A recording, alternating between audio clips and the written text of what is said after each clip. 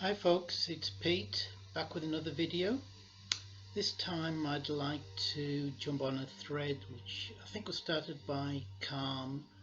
His channel was it Govo31 and taken up by Bill at the Vinylverse, and it's Show Your Dreams, and the aim is to show your Tangerine Dream collection.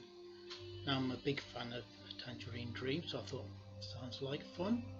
I'll have a go. So let's get started. It's going to be a long one, this one, so I'm not going to say too much about each album. So Tangerine Dream were one of the most important and influential bands that came out of the German krautrock scene in the end of the 60s, early 70s. I think they were the first band that actually got a record deal out of that, from that scene. Anyway, they came out of a band called The Ones, led by Edgar Froese, who up until his passing in 2015 was the main guy in Tangerine Dream. So as I say, they came out of this band called The Ones, who were just a sort of garage rock band, and only did one single, and that single appears on this compilation, Ultima Thule. This is a compilation of early material. It has the two sides of the Ones single, Lady Greengrass and Love of Mine. It then has some early Tangerine Dream material from 71 and 72 up to 74, and includes both sides of their famous single Ultima Thule's parts 1 and 2, which at the time showed their switch from a more psychedelic rock side to their more cosmic side. This was real. This album, which the colours on the plastic, the graphics on the plastic, was released in 2016 on the Purple Pyramid label. You get the quite extensive liner notes. That's Edgar Froese, and comes on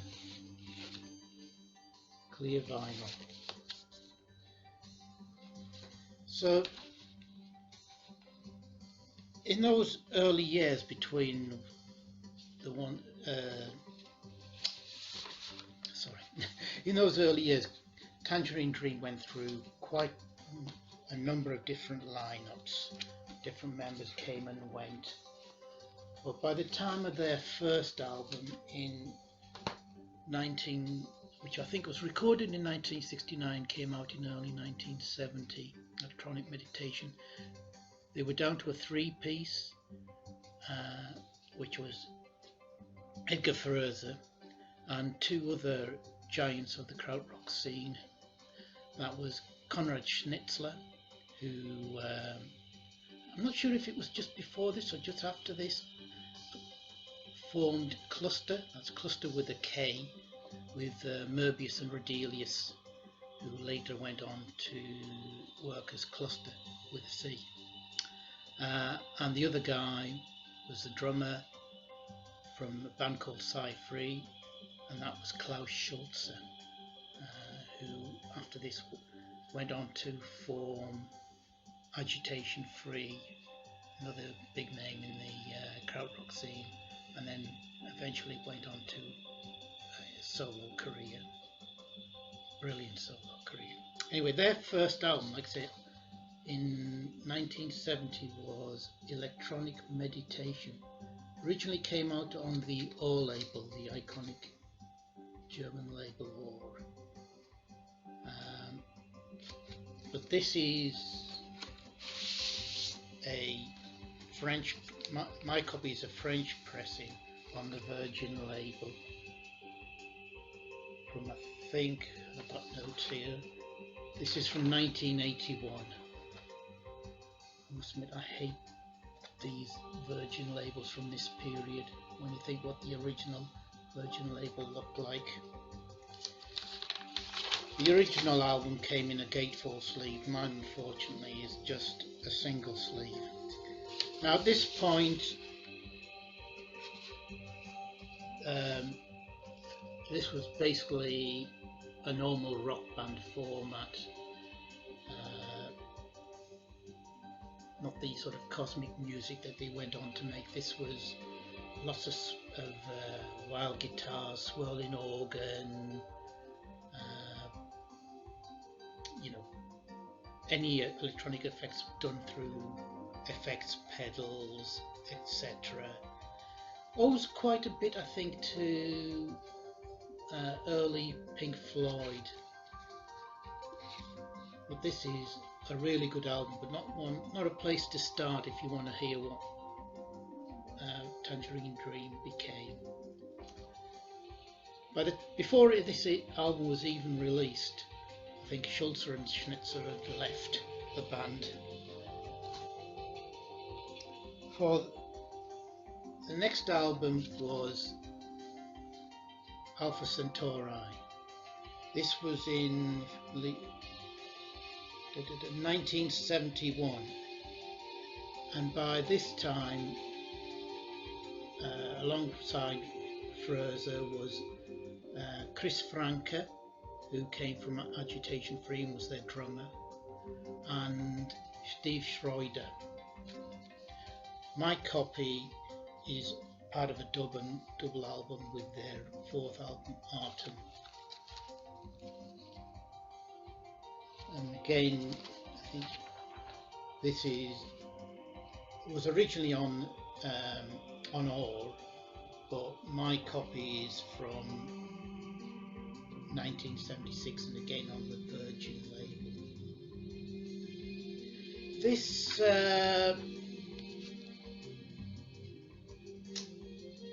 was the start of probably their cosmic phase, with again using mainly normal sort of keyboards, a lot of heavily processed organ, and some primitive synthesizer work. Excellent stuff.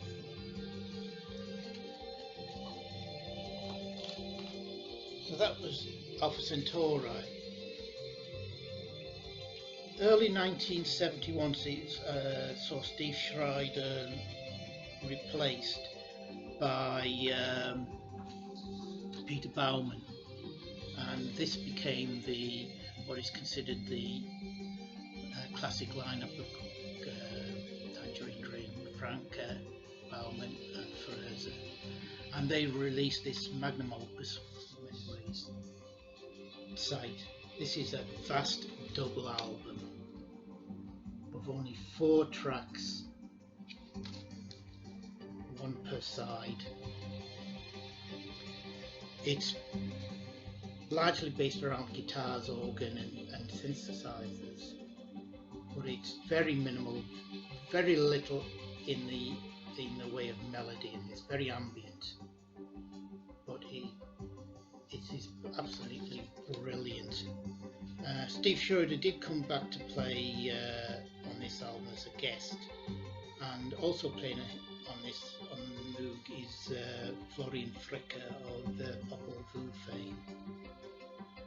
This is, I think, their first classic album. Brilliant. In 1973 they released their 4th album, which was Autumn. This was a step on from Alpha Centauri in many ways, but less rock focused, dark, mysterious, maybe a touch more melodic, but still very out there. That, by the way, is a picture of Jerome Froese, Edgar's son, whose a photo of appears on a lot of their early album covers, and he later became a member of the band many years later. In 1973 came their big break, and this is where my journey with Tangerine Dream started. They signed to, no sorry, it wasn't 73, it was 74, They signed with Richard Branson's Virgin label in England, and their debut was this magnificent album, Phaedra. This was the first Tangerine Dream and the first electronic music album I ever heard, and it is still one of my favourites. Can you find? Oh, yeah. There's Jerome again. This is very atmospheric. This is basically where the whole idea of synth music, I think, comes from. Repetitive rhythms, the early start of the use of the sequencer. The title track for me is, in my mind anyway, the epitome of a vast journey through the deep, cool space. With at the end, when you get the children's voices at the end playing, it's almost like they've landed on Earth at that point. I love this album. I'd say it's one of my favourites and a milestone, I think, in electronic music. The next album that they did was from 1975, and this is Rubicon. I think this is many people's favourite. This is still in the same vein as Fade. Probably this introduced the sequencer more, which became a big part of their sound. Still another landmark album of extraordinary innovation.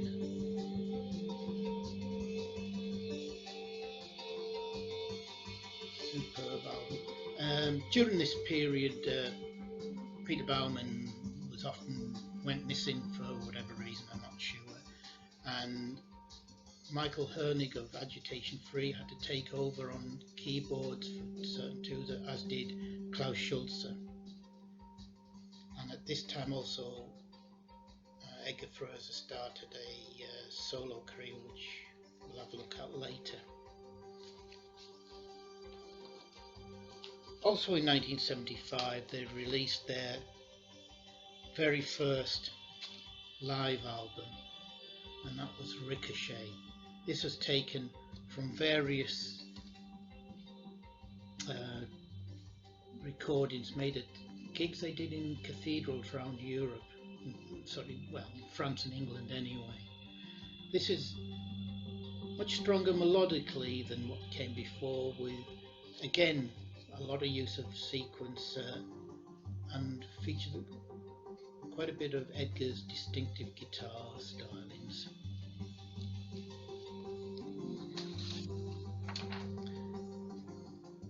Those, oh by the way, those last two or three are all 80s UK pressings from on the Virgin label.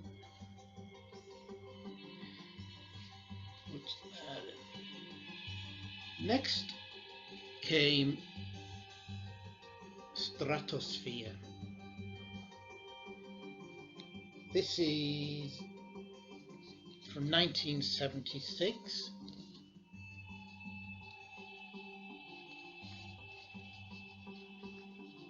And again, this is, as with the Ricochet, this went down that whole path of being more melodic, still out there and experimental, but very rhythmic based with the sequencer. Again, this is a 1980s UK pressing that I've got, again on with that horrible Virgin label, which I won't show again. The same, at this point they started also doing film soundtracks, which became a big part of their career over the next 30-40 years. And the first of these was, I'm going to take it out of its sleeve, was soundtrack for the film Sorcerer. Right. This is probably my favourite of their soundtracks. This is excellent stuff. Again, very much in the vein of what had come before, but this was on the MCA label.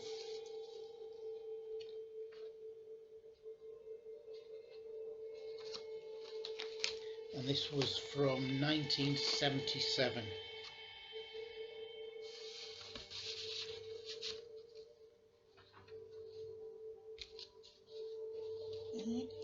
Move on.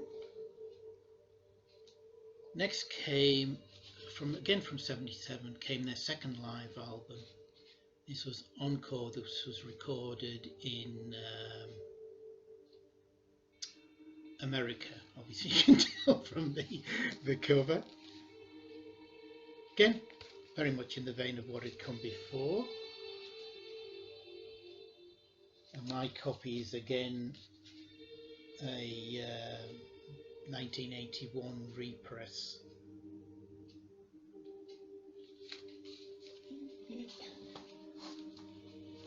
That era is basically, I think, what's called classic Tangerine Dream. Next up, at that point, Peter Baumann left the band and was replaced by Englishman Steve Jolliffe, who had actually been a member of Tangerine Dream pre the first album. And also added at this point was drummer Klaus Krieger. The resulting album was this album, Cyclone, in 1978. This was the first Tangerine Dream album which actually featured songs sung by Steve, and was more of a prog rock album than out-and-out synth album. This was quite controversial at times, and still some people still don't like it because of the vocals and the songs, but I think this is excellent. This is a superb album with Klaus Krieger's drumming really being a great foil for Edgar's guitar playing on this. So that was 1978. I might be showing this one slightly out of order, but around this time, anyway, in the early 80s, this album was released, Green Desert. This was a previously abandoned album by Furs and Franke, which was dusted off, you know, and mixed in the 80s.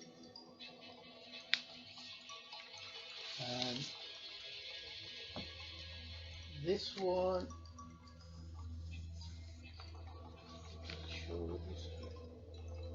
is on the US label Relativity.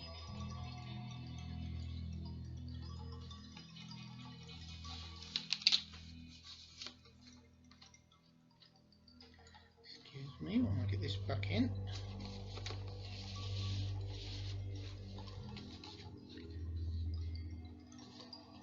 But by the time of the next album, proper studio album,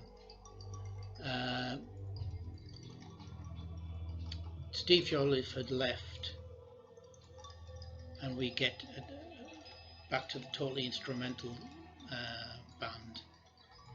So Klaus Krieger was still here on this one, and this was Force Majeure from 1978.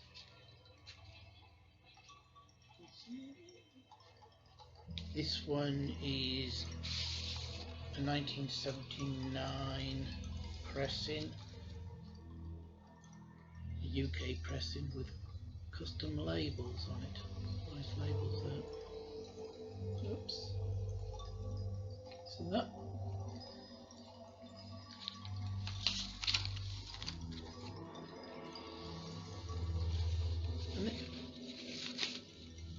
this was in the end of an era, possibly, and start of a new one, because the next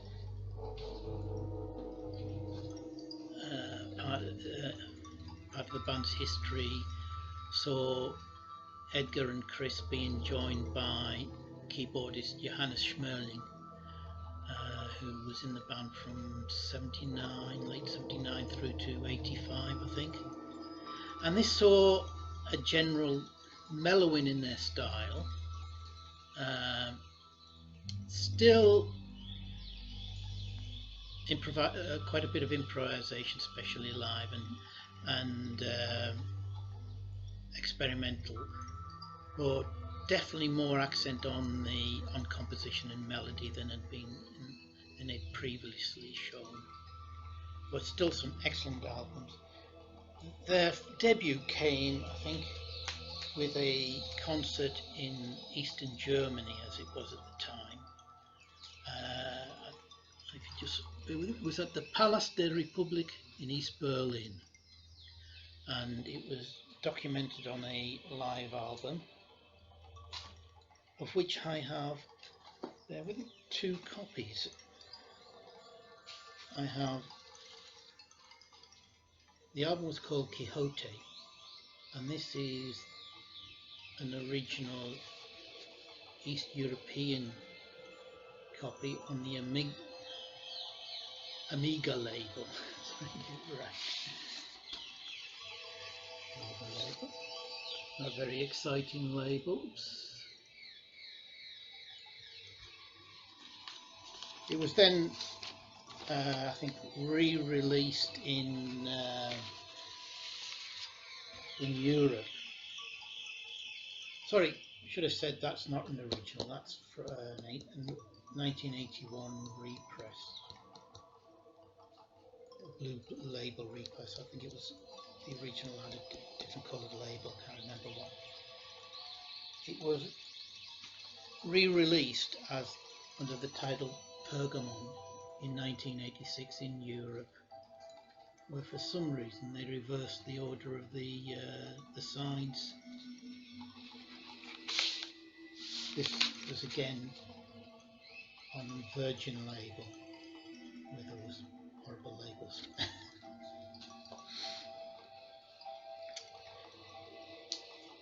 I'll go already 20 odd minutes in, so I better go through these next lot quickly. In 1980 came, the album Tangerine. As I said,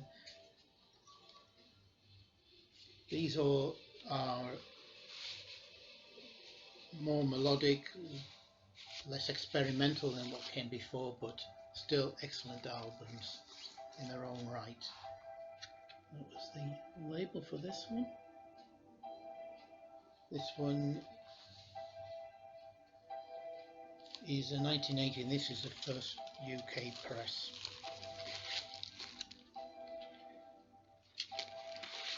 Albums came thick and fast at this point.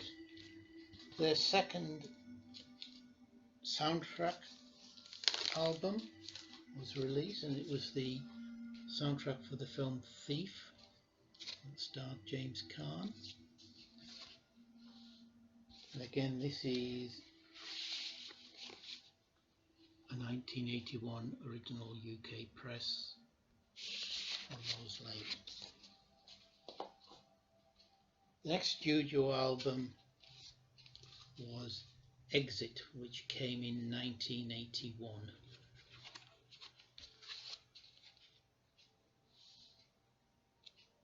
And this came, this is an original press, UK pressing, which came with a poster. I'll try and unfold and show you.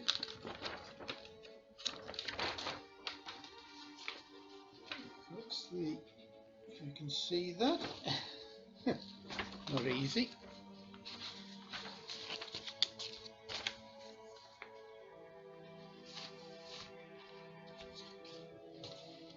Quickly moving on, the next album was 1982's White Eagle.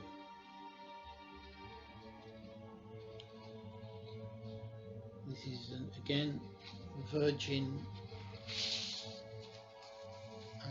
first press, UK press, custom label.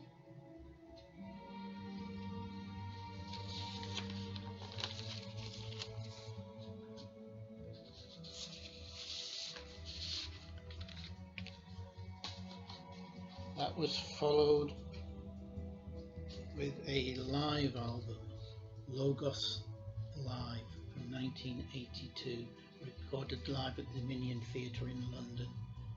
It was on this, or might have been the year before, the tour year before, that I saw them for the first and last time, which was I think in the Hammersmith Odeon in London.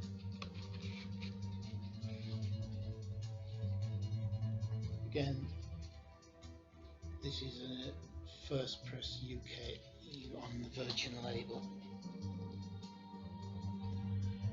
1983 saw their next studio album, Hyperborea. Never been too keen on that cover.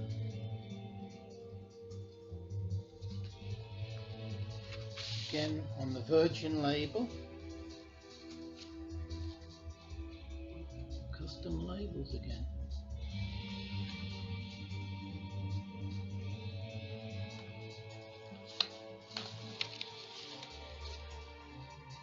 All these albums have got a fairly singular style.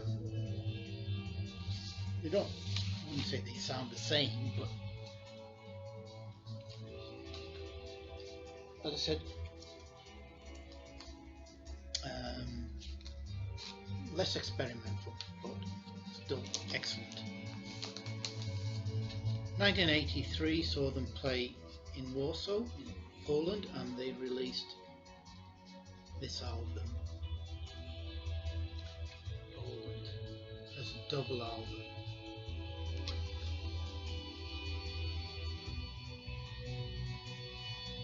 This one they left, I think, Virgin by this point, and this was on Jive Electro label.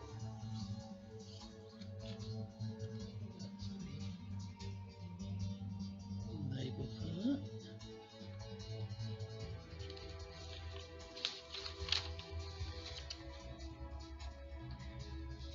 After this point,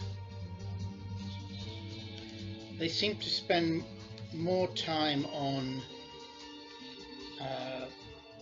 recording film soundtracks, where the accent was on shorter, melodic and rhythmic tracks, and they, to my mind, got less interesting. Johannes Schmerling left and was replaced by Paul Hassinger, and this is basically where I think my journey with Tangerine Dream ended. I had a couple of albums, from studio albums from this period, Optical Race and Melrose Avenue, was it? And I wasn't keen on those at all.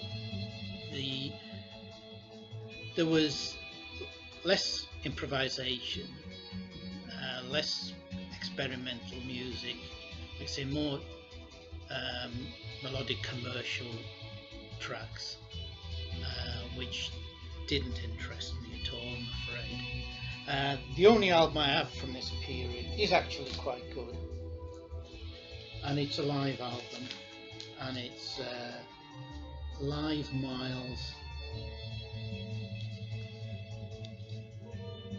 which was recorded, I think,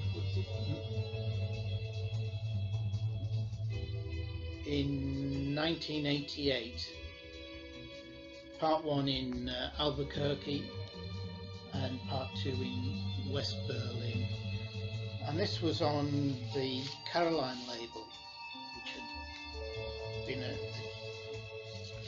cheap imprint label of Virgin, so you get an approximation of the original Virgin label. which I've always loved. As I said, this was basically the end for me, and for many years I never really followed Tangerine Dream. I mean, they've done, in the 30 years since this album, they've don't know how many albums they put out, dozens and dozens. And I'm sure there's a lot of excellent music on some of them. But they went through many line-up changes. There's Jerome, Edgar's son, joined. They had Linda Spar, who was a saxophone player at one point, but none of it did anything for me. If there is anything from that period that anybody knows that would appeal to somebody who's a fan of the 70s and 80s, early 80s, let me know, because I'm sure there must be some decent music among all the more commercial stuff they were doing. But then sadly in 2015 Edgar passed away, but the band carried on with his blessing when he knew he was going to go. And I got to hear some tracks from releases they were doing post Frozen, and I quite liked them. They'd moved, it seems, back to that early more improvised sort of music, and more experimental, which was more to my taste. So I ended up buying this album, Quantum Gate, which was released in 2017. And at this point, the band was made up of, let's see if I can get the three people: Thorsten Questioning, I probably got that wrong, on guitar and synths, Ulrich Schnaus on synthesizers, and Hoshiko Yamane on violin. That's the three there. As again, I was saying, this is to me a return, more of a return to form, and even more so when they released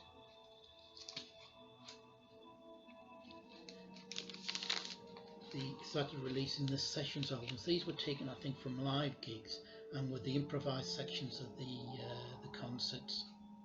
This is session 1.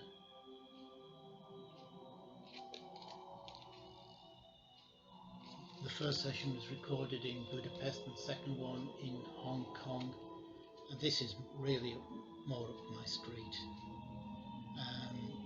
There were more of these released on CD, but they're now starting to bring them out on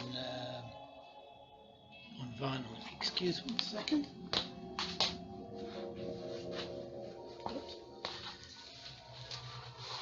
Here's the second one, which just arrived this weekend, a double album this time, with sessions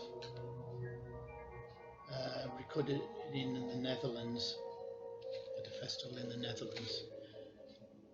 Sessions 3 is due out next month, and I've got it on order. So that brings us up to date with, for me anyway, with Tangerine Dream themselves. But as I said, during this period, Edgar was releasing some solo material. His first album was Aqua in 1974. Obviously you can tell from the title, it's a concoction of sort of bubbling and crackling electronics, symbolic of water and ice, with sequences and mellotron. Sort of a take on Phaedra, but maybe a bit weirder. This one actually came out on originally on the Brain label, which was another of the iconic krautrock labels, but mine is a 1984 Virgin reissue. His second album was Epsilon in Malaysian Pale. This features a lot of mellotron. So I think that's Jerome again. And sound effects, quite spooky and atmospheric. They're almost entirely mellotron focused, this one. This was from 1975, and this is the UK Virgin repress again.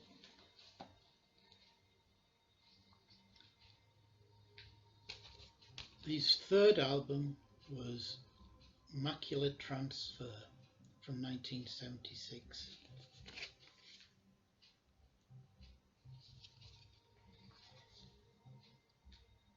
This had featured a lot of guitars and also again a lot of mellotron. Quite a varied album actually. And this one is actually on the Brain label, my copy. Not sure from what year. I think this is a repress again, but I'm not sure what year it was done.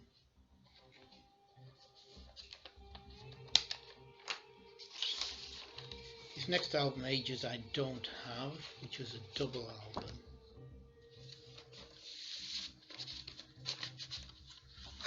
But I have the following album from 1979, Stuntman.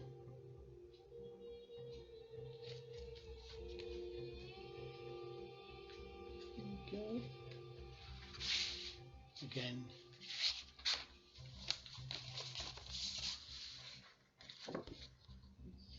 inner sleeve, a Virgin. This is a first press Virgin. And that's it for the vinyl section of this long video. Try and get moving. I just wanted to show one other vinyl, not Tangerine Dream, but there is a link, and that's the album Eyeless Dream by Wolfgang Düren. Now, he studied electronic music and then became the Rhodian sequencer programmer for Tangerine Dream between I think 78 and 1980, and this was his sole self-produced album. It's obviously very Tangerine Dream inspired, but with his own twist on their sound, and it's an excellent album in its own right. It's on the WPL label, and I think it is quite sought after these days. It's not a common album, but any fan of Tangerine Dream should try and check this out. Quickly, and just to finish off, well, let's have a look at some CDs that would interest any Tangerine Dream fan. I have most of what I've shown you on CD as well, but Castle released 2 box sets of live material. This was bootleg box set volume 1.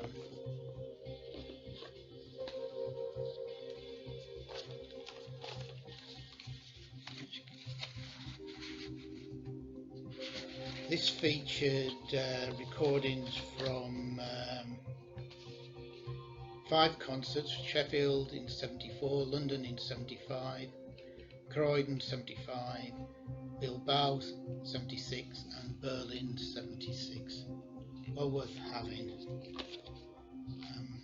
Came with a little poster. Well, not so much of notes about each concert.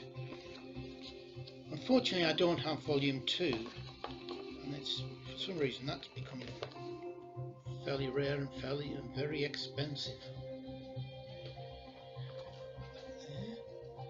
Esoteric did a similar thing a bit later.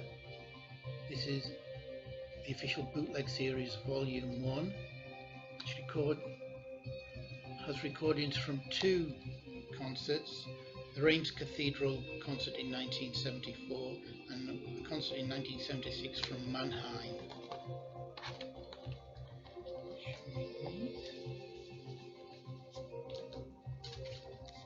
Nice covers.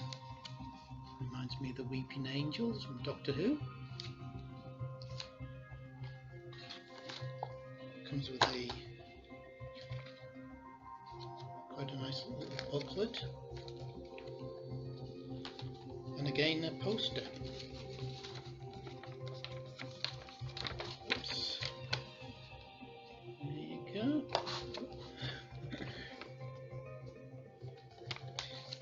These again haven't got volume 2, and it is, for some reason, rarer and more expensive than volume 1, but these are well worth having for any fan. And if you are a die-hard fan, it's worth checking out the Tangerine Dream Tree series. This is a fan project where, with the blessing of Tangerine Dream, they searched out the best recordings of gigs that Dream had done over the years, remastered them and released them on CER with custom artwork, and I've got a number of these. Just quickly show them. They cover all periods of the band's history. I think there's about 300 hours worth of these, which you can download. If you search on the internet, you'll be able to find where to get these. They're well worth having if you're a real fan. They're always very good quality. They did another series called Tangerine Dream Leaves, which I think were the ones that were of lesser quality, but check them out. And finally, I'll just show 2 books that might interest any fan. First is called Digital Gothic, a critical discography of Tangerine Dream by Paul Stump.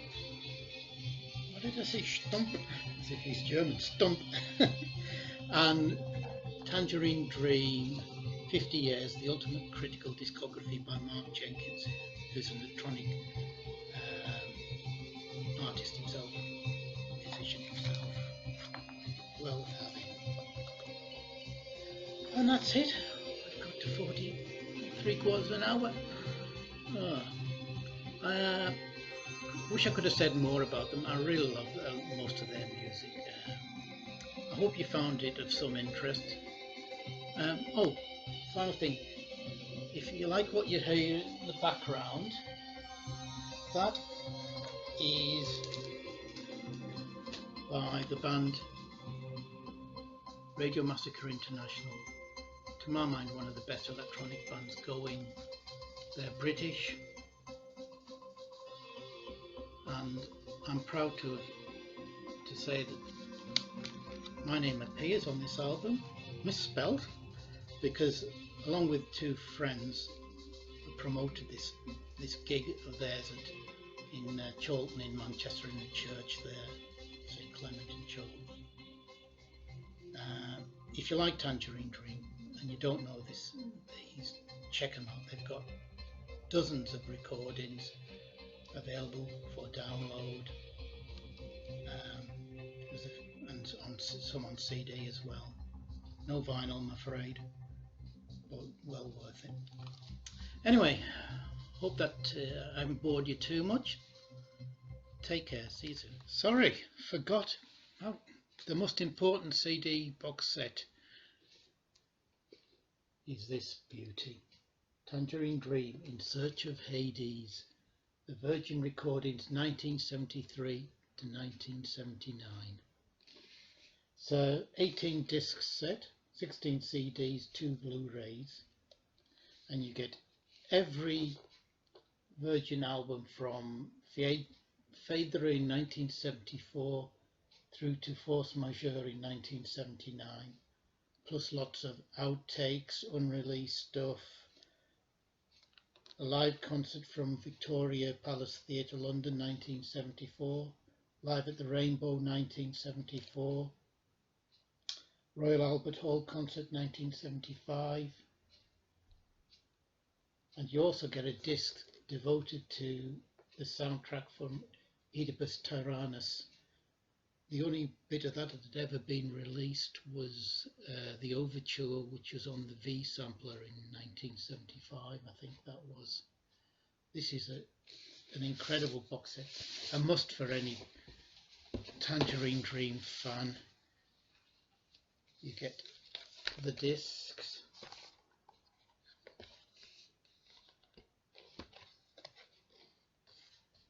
and the Blu-rays. It's actually discs 9 to 18 and 1 to 8. And to accompany that, you get a superb hardback book with lots of details about the recordings, photos, essays, brilliant stuff. Like I say, a must for any Tangerine Dream fan. And to accompany this, at the end of the month, I think on October the 30th, there's a second box set coming called Pilots of the Purple Twilight, which covers 1980 through to 1983. Don't know how I forgot that. Okay, bye.